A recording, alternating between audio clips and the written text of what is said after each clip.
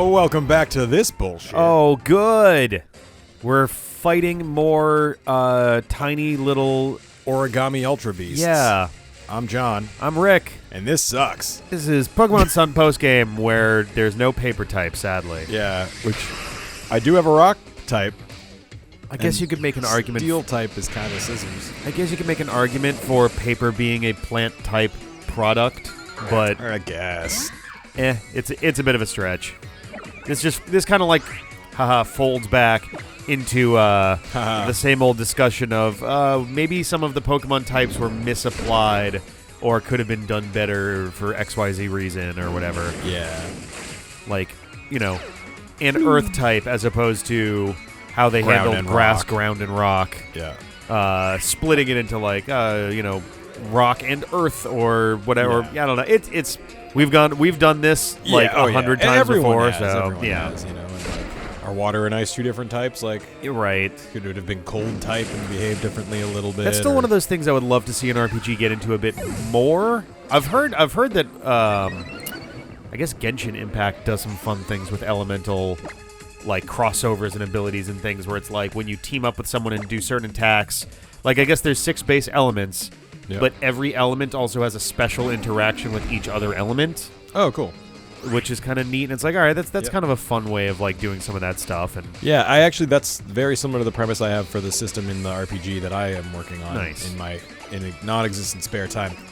But so one of the ideas was to have everything be like polarities rather than elements. Okay. So you have hot and cold rather than a fire type and an ice type, or and so that was one option.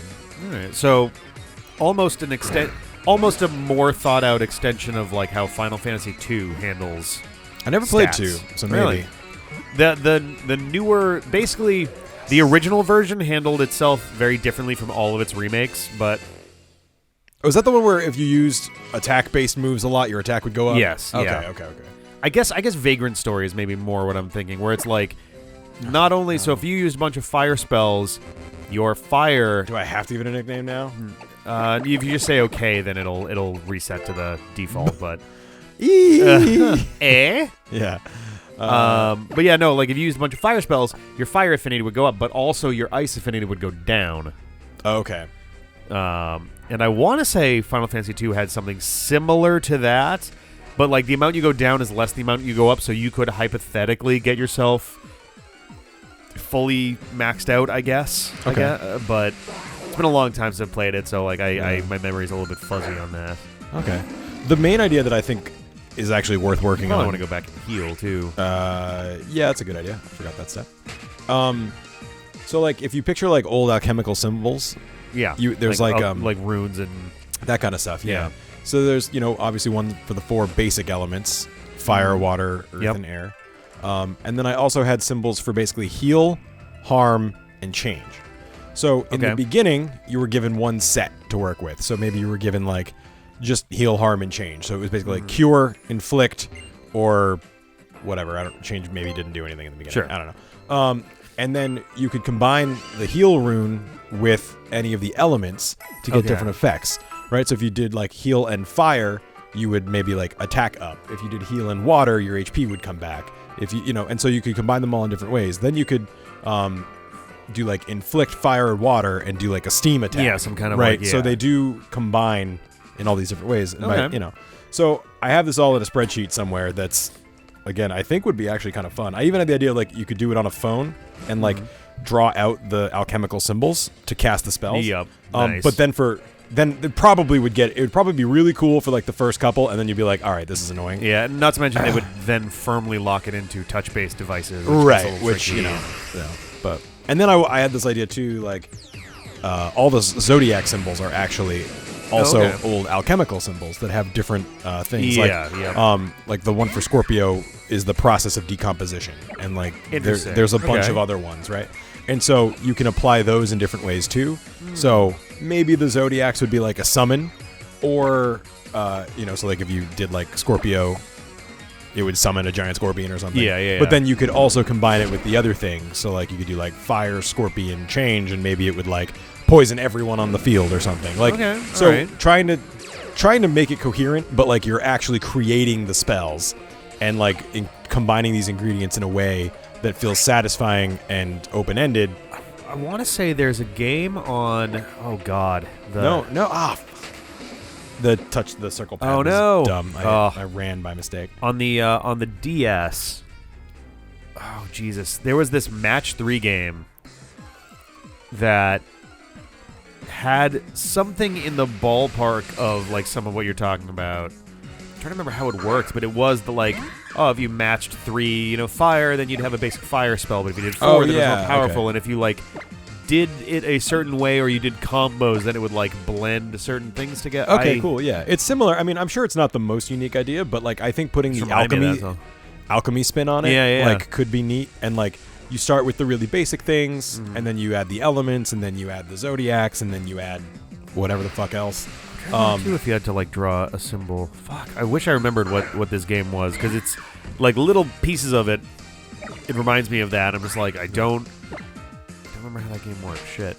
Yeah, you can get like a library that makes it really easy to do like scribble recognition. That's cool. That's really because like that seems like that would be the hardest part. But there's actually there's a package for that for Unity. So nice. So someday maybe, but. Arrow has actually been helping me with sprites for this RPG project, which is very cool. Been taking us forever because I accidentally designed a really ornate sprite that he then animated with way too many animation frames. So like, we've both been really busy, so it's taken a long time. In and of itself, but also like, poor guy had to do like 200 frames of animation for like a single overworld sprite. Oh my god. So. Like, all right, let's make a demo and pare down because... And then you can kind of curate it a bit. Yeah. So you're like, okay, what was actually necessary here? Exactly, yeah. If there's going to be a cast of 14 characters, like, I'm not going to make him do 250 sprites for every single one. Like, so I would love to get more time to work on that. One of my favorite things whenever there's like a piece of media or whatever that does like, we've got elements or whatever, and we've got graphical depictions of that, and here's some symbols we use, and sometimes it's like very pictographic. Pokemon for the trading card game really likes to have like the icons go with it. Magic the Gathering, same way. A lot of trading card games like to have like a little icon thing. And then you've got like some games where they go with like a fuller symbol. Like Avatar has like more ornate symbols, more so than full icons. And then some people try to get like clever with it. It's like, we're gonna go with really basic ones, because then if wind is like an L with a tinier L inside of it, then like you can use that and like, if it's rotated or if it's stylized inside of this other thing, then it can mean this more. It kind of turns these from concepts into a sort of miniaturized language, basically. Okay. They're like, if you do. My favorite thing about this is I feel like all of us have kind of a bullshit radar when it comes to like just design in general. Yeah. Like you see a thing and you're like, you didn't spend a lot of time on that. Like, come on. Here's a thing that's supposed to represent light and it's a circle. And you're like, cool, great job. Yeah. You really burning the midnight oil on that one. Right. But like, it's funny because I can look at those and be like, wow, you didn't spend any time on this concept at all.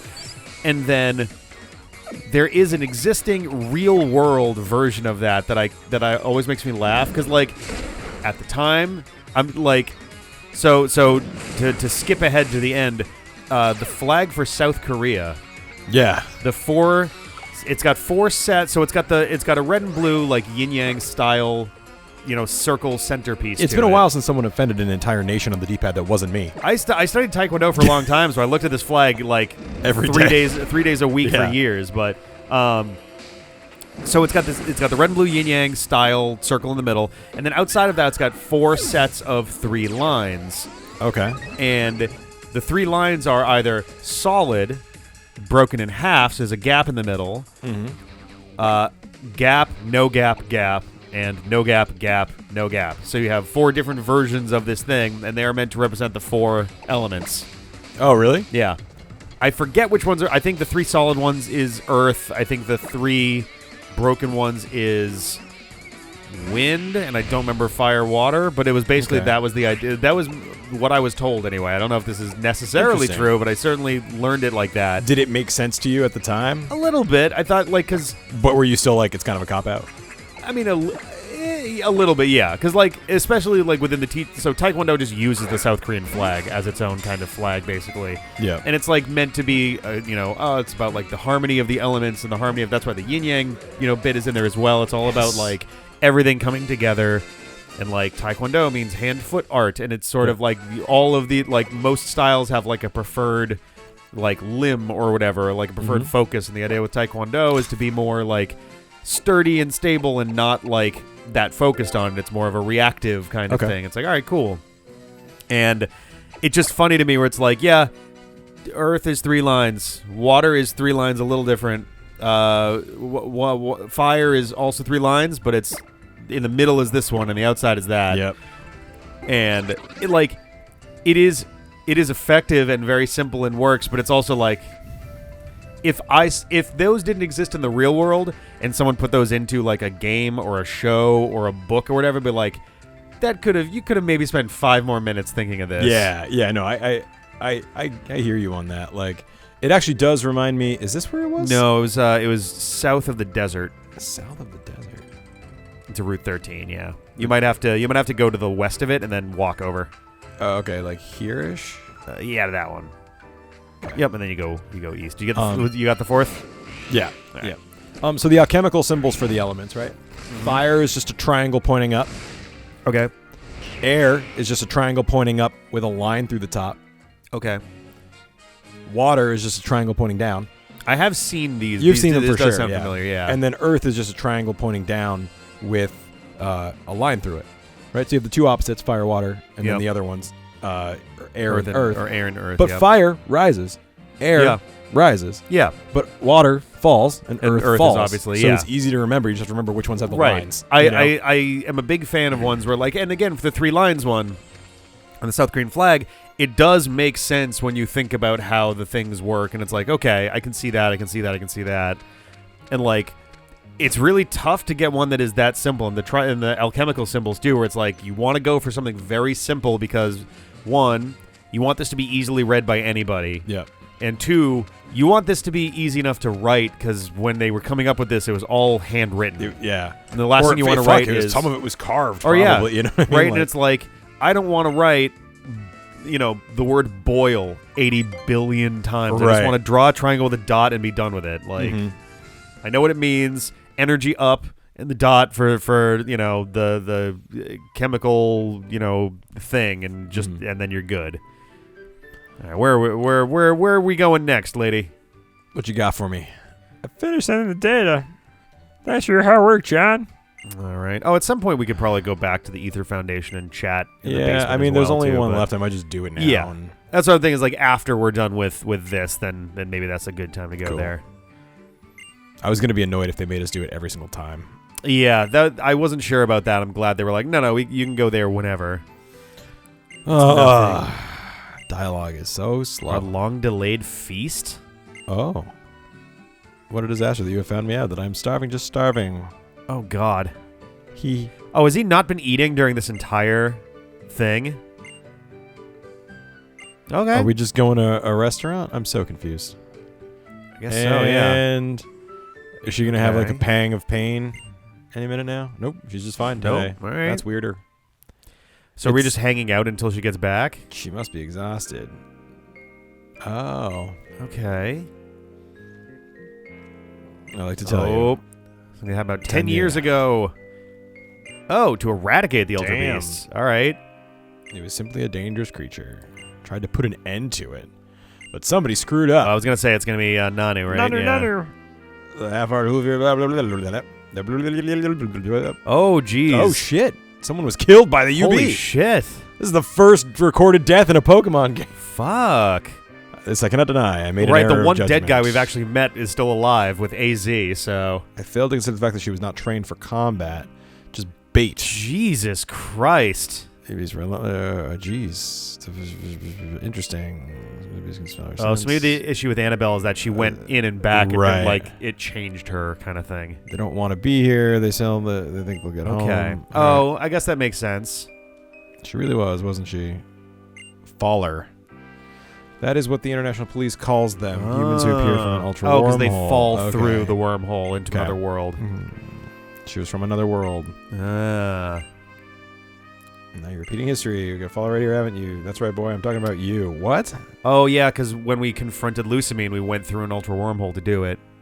So Oh, now yeah. we're all bathed in that energy also. Cool. That's not so good. I'm back. Let's continue talking another time. Couldn't get a Okay. reservation. And there's no other place in the world to eat. Yeah, right. None of those monsters appeared on Pony Island. Pony Island. Yeehaw! We'll meet at the floating restaurant in Seafolk Village. All right. Okay. So am I going to the restaurant or am I going to Pony Island? I think it's on Pony Island. Okay. Yes, I stand like this all the time. Okay. All right. Restaurant on Pony Island. I wish you could just tell me what I'm doing now. No, that is what we're doing now. No, I know, but like what the but next... then then yeah. there's gonna be another elaborate one. cutscene where there's way too slow Yeah. text telling Well, me. why don't we head to there and we'll see you next time. Pony Island.